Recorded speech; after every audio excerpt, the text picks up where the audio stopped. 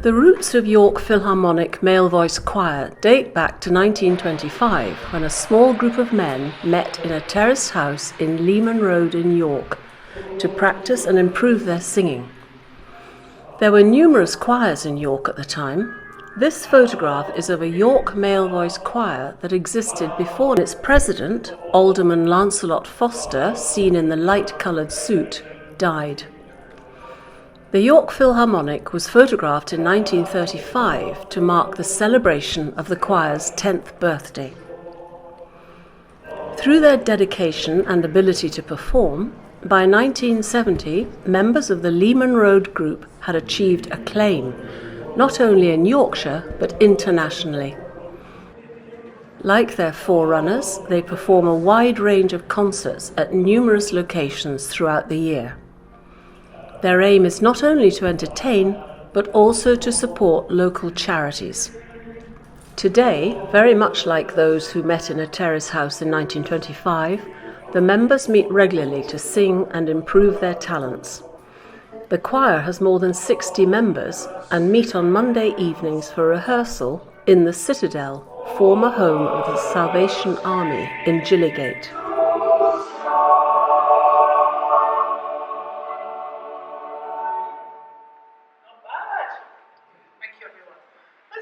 Just before the ending here.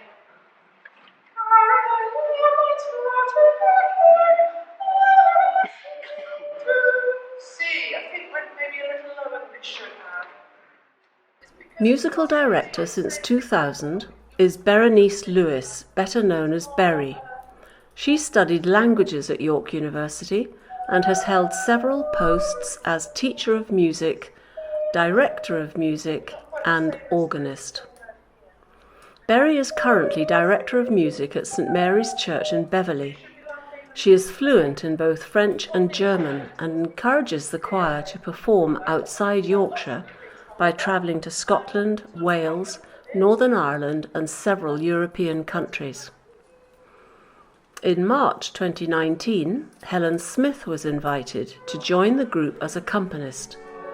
Helen's husband Rob also joined the choir. He, like many others in the choir, gives solo performances. Red roses too, I see them bloom for me and you, and I think to myself, what a wonderful world.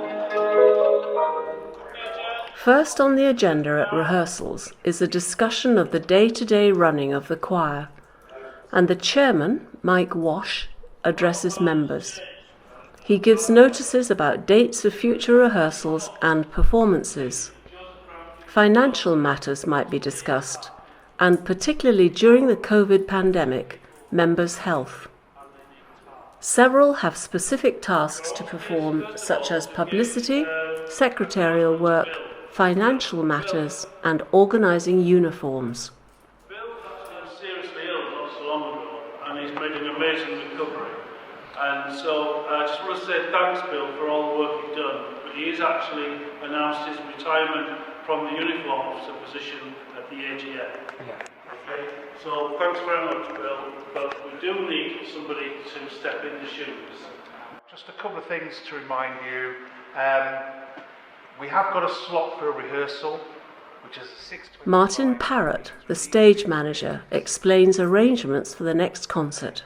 So we'll have 10 minutes or so on the stage for a little bit of a warm-up and just sort out exactly where people are going to be stood. We are in the second half, so in the first half we'll be sat in the balcony. And those of you who know Joro Theatre, you know that's quite a lot of steps to get up. And then obviously you have to come down and go along and then up onto the stage itself. So if there is anybody who would rather struggle with that next step. On the left is Roger Samwell, who was secretary of the choir for about 20 years and more recently served as concert manager.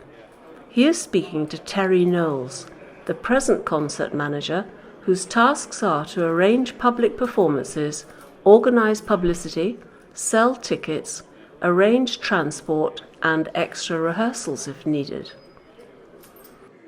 Don't want to be in that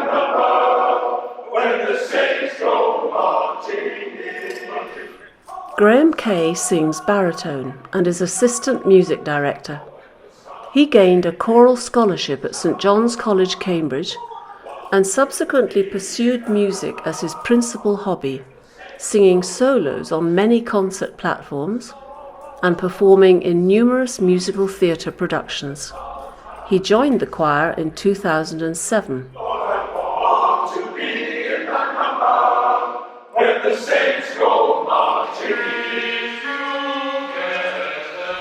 His son, Richard, is the deputy musical director and accompanist.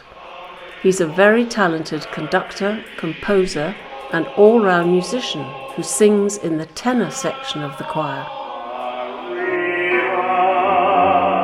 I just met a girl named Maria, and suddenly that name will never be the same to me. The choir has 4 sections: the bass singers, who perform the lowest notes, the baritone singers, who support the basses and the second tenors, the second and first tenors perform the high notes. Birthdays are often celebrated, and how wonderful it must be to have such talented colleagues singing happy birthday to you. One last thing, it's somebody's very important birthday. And you can't get most more important than our wonderful accompanist, Helen's on Friday. He's going to stand here and be all embarrassed.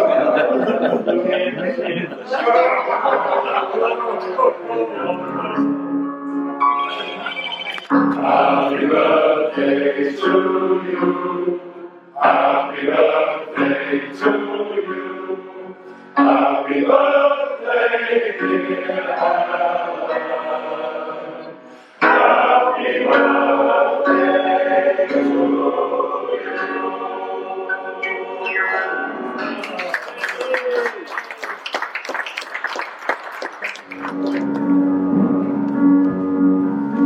Die schwarzen Augen, die roten Lippen, die schwarzen Augen, ja, das ist Marina. Die schwarzen Augen, die roten Lippen, die schwarzen Augen, ja, das ist Marina. It might be surprising to hear the choir singing in German, but since 1957, the city of York has been twinned with the German city of Münster. And following the Philharmonic's very successful tour of Holland and Germany in the late 1960s, biannual exchange visits have been arranged with Marquant male voice choir from Münster.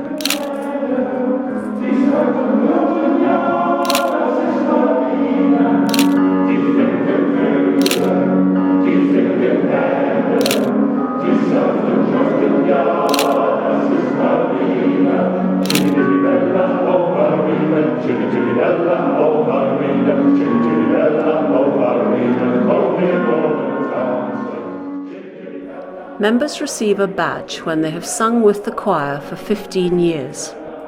A good number have been with the choir for 25 years, some as many as 50. Tony Sawyer, the longest serving member, joined the choir in 1965.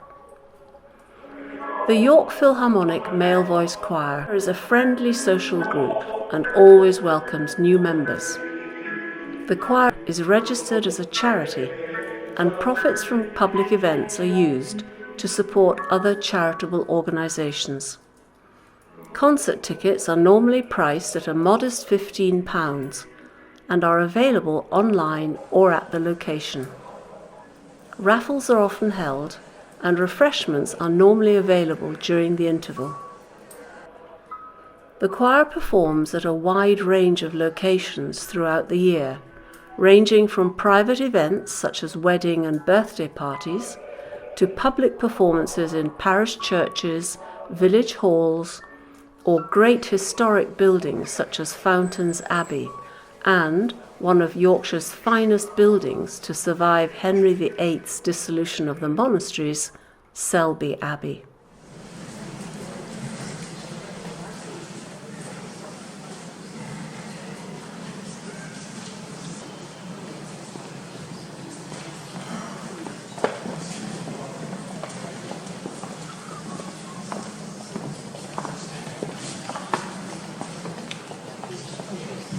evening, ladies and gentlemen.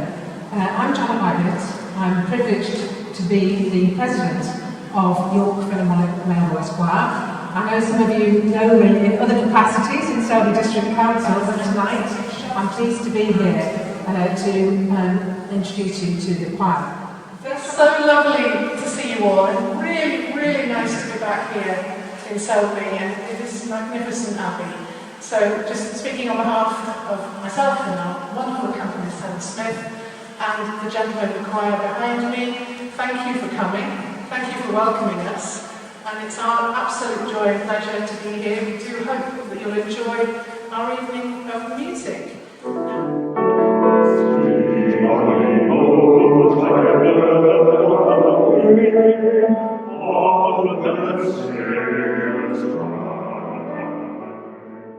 Carry the land as born to be king, over the sea to sky.